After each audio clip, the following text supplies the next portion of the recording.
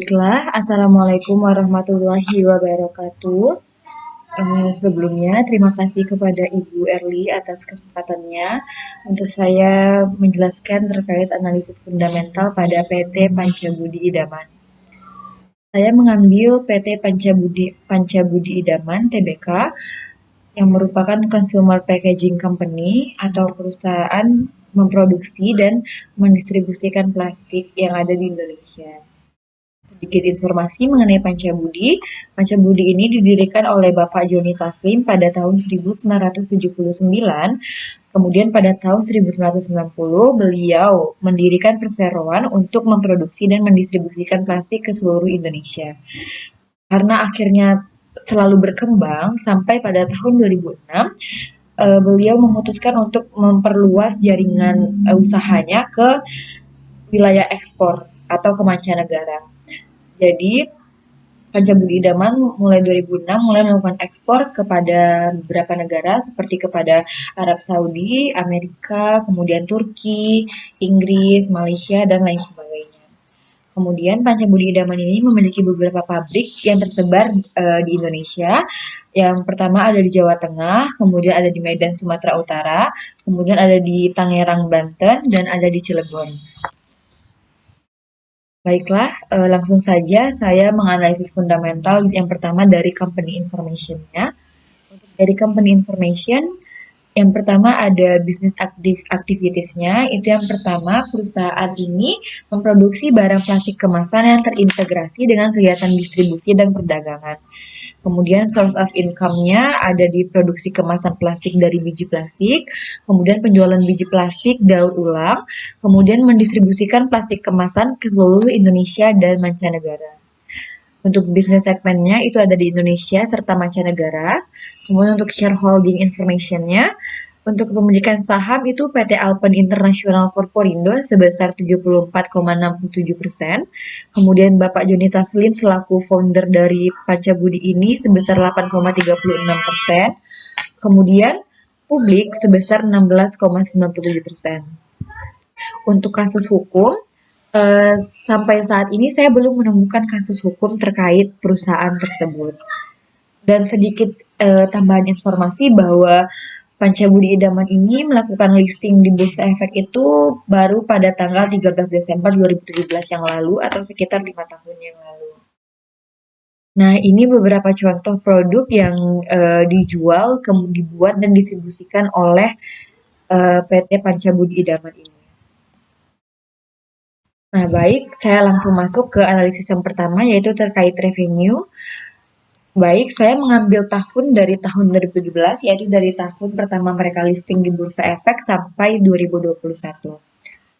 Untuk revenue, dapat kita lihat pada chart tersebut bahwa tahun 2017, tahun 2018, 2019, 2020, sampai 2021 mengalami fluktuasi yang berubah-ubah.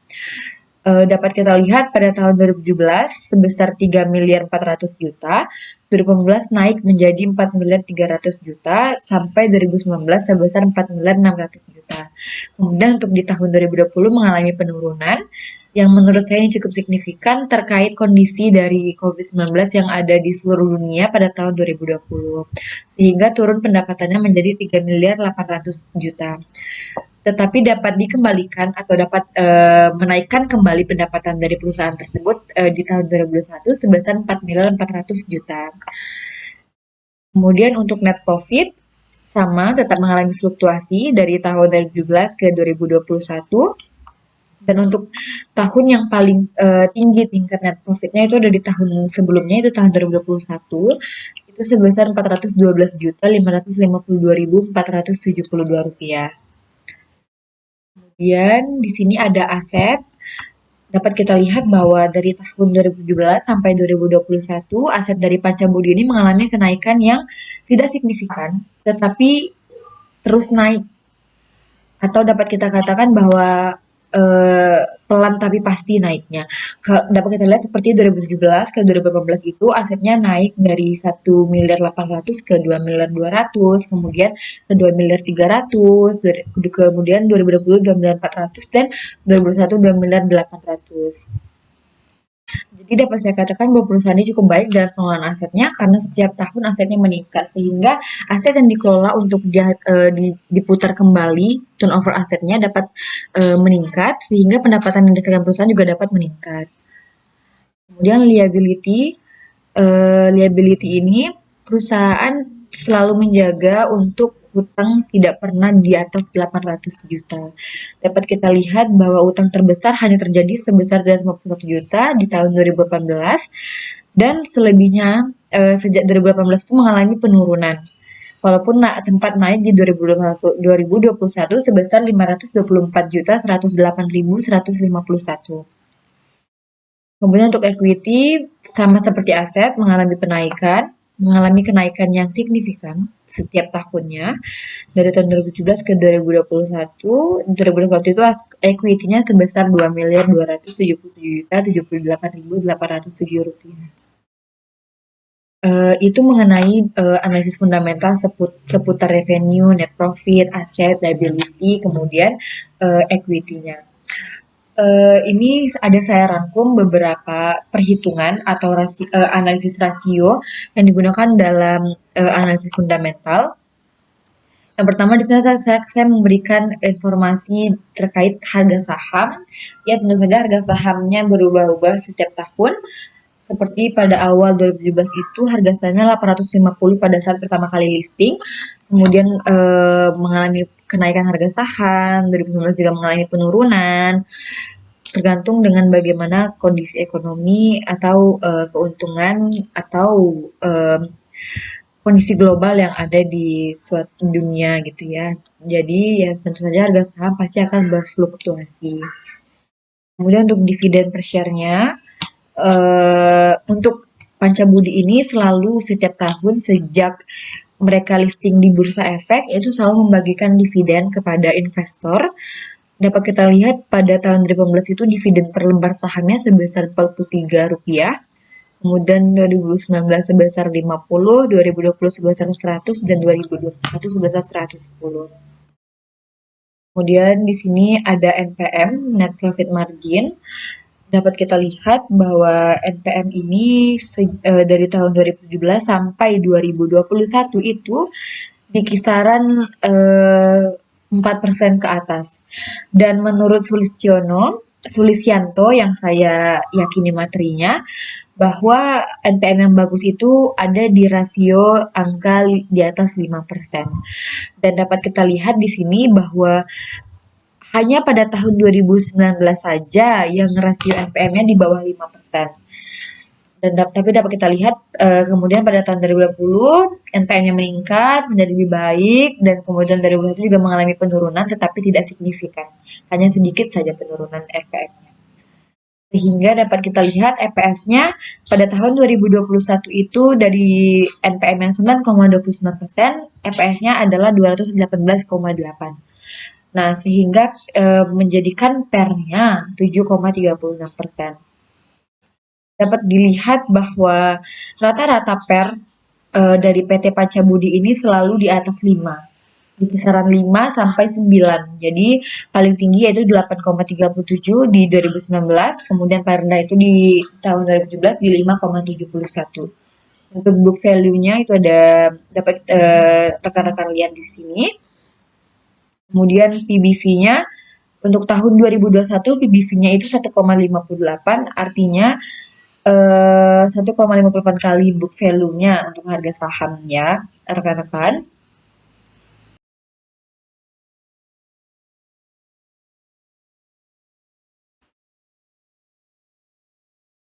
DER yang menurut materi atau teori dari rasio fundamental ini, DER yang baik itu dapat dikatakan di bawah 1. Nah, dapat kita lihat di sini bahwa Pancabudi itu selalu menjaga rasio utangnya itu selalu di bawah 0,50. Dapat kita lihat bahwa angka tertinggi untuk DER itu ada di 0,49 dan angka terendah itu di tahun 2021 0,23.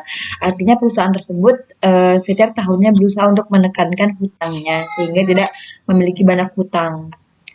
Kemudian untuk ROE itu menurut materi rasio fundamental, ROE itu dikatakan baik apabila di atas 8,32%. Dan dapat kita lihat bahwa ROE dari tahun ke tahun, dari tahun 2017 sampai 2021 pada Panca Budi selalu di atas 8,32%. Yang paling rendah itu ada di 13,40% dan paling tinggi ada di 19,37% pada tahun 2020. Nah, dapat kita lihat kalau kita rata-ratakan dari setiap tahunnya, ini kisarannya hanya di kisaran 13 sampai 20%. Yaitu 2 kali dari ambang batas ROE yang dikatakan baik. Kemudian untuk ROA-nya itu dapat dikatakan baik apabila di atas 5,98%. Dan lagi-lagi kita lihat bahwa ROA ini untuk PT Panca Budi selalu di atas ambang batas dari ROA. Yang terendah itu ada di tahun 2019 sebesar 9,56% dan yang tertinggi ada di tahun 2020 sebesar 15,43%. Dan apabila kita lihat rata-ratanya, kisarannya itu dari 9% sampai 16%. Dan itu merupakan 2 sampai 3 kali lipat dari jumlah ambang batas ROA yang dikatakan baik. Nah, baik, itu beberapa penjelasan saya mengenai analisis fundamental dari PT Panca Budi. Selanjutnya kesimpulan dapat saya ambil, yang pertama untuk kriteria produk dan jasa, saya rasa itu oke, produk dan jasa dari perusahaan tersebut. Karena menurut saya sampai saat ini belum ada barang atau bahan yang sama tahannya dengan plastik untuk dijadikan kemasan. Walaupun ada gerakan go green, tapi saya rasa itu tidak berpengaruh yang begitu signifikan terhadap produk dari perusahaan tersebut karena memang kita lihat bahwa UMKM dan usaha-usaha lain yang ada di Indonesia maupun dunia lebih banyak menggunakan plastik sebagai kemasannya karena lebih banyak untungnya dibanding bahan seperti kertas atau bahan seperti kaleng yang susah dibuka gitu kan. Kalau kertas juga kena air basah dan jadi menurut saya sampai saat ini belum ada substitusi atau barang pengganti dari produk plastik yang bahannya yang sifatnya dan kekuatannya sama seperti plastik. Kemudian ada untuk GCG-nya saya katakan oke karena sampai saat ini tidak ada kasus hukum yang menjerat perusahaan tersebut. Juga pembagian sahamnya selalu dijelaskan. Kemudian karena good corporate yang baik, maka dapat menghasilkan NPM, ROA, dan ROE juga yang baik juga. Kemudian untuk revenue saya katakan oke, untuk net profit juga saya katakan oke. Untuk aset juga saya katakan oke, karena aset selalu naik setiap tahunnya, sehingga otomatis turnover aset dapat kita turnover aset dapat kita lebih maksimalkan sehingga pendapatan pun juga akan meningkat. Kemudian ada liability saya katakan oke karena perusahaan selalu menjaga liabilitasnya di bawah undernya itu ya, di bawah 1. Kemudian untuk equity saya katakan oke juga karena selalu meningkat setiap tahunnya. Kemudian untuk book value-nya saya katakan sebenarnya tidak ya, karena untuk book value itu pada tahun 2001 aja sebesar 1021, tapi harga saham yang kita jual itu 1610. Kemudian untuk sektor industrinya saya katakan oke, karena memang plastik masih sangat-sangat dibutuhkan. Kemudian untuk ROE saya katakan oke, karena walaupun berfluktuasi tetapi selalu di atas ambang batas ROE yang dikatakan baik. Kemudian untuk margin of safety saya katakan oke karena nilai intrinsik saham dari PT Panca Budi ini untuk tahun ini itu sebesar 1610 dan harga jual saya sebesar 1610 sehingga harga saham itu dijual seharga fair value-nya. Jadi menurut saya itu sudah oke. Kemudian dividen juga saya katakan oke karena setiap tahun dari mulai mereka listing di tahun 2017 itu mereka selalu membagikan dividen kepada para investor. Sehingga saya katakan dividen tersebut oke. Kemudian jadi kesimpulannya dari hasil dari kriteria 12 kriteria ini hasilnya adalah 11/12. Sehingga menurut saya perusahaan tersebut dapat rekan-rekan beli, dapat rekan-rekan jadikan sarana investasi untuk kedepannya dengan tetap memperhatikan pergerakan fluktuasi sahamnya, kemudian juga memperhatikan em, pendapatan setiap tahun, net profitnya, aset dan sebagainya. Tapi bagi saya untuk fundamentalnya ini sudah baik sehingga saya mempercayakan uang saya untuk diinvestasikan kepada perusahaan tersebut. Baiklah, mungkin itu saja Bapak, Ibu, dan rekan-rekan yang dapat saya sampaikan terkait dari analisis fundamental PT Panca Budi Idaman Tbk. Apabila ada kesalahan mohon dimaafkan. Wassalamualaikum warahmatullahi wabarakatuh.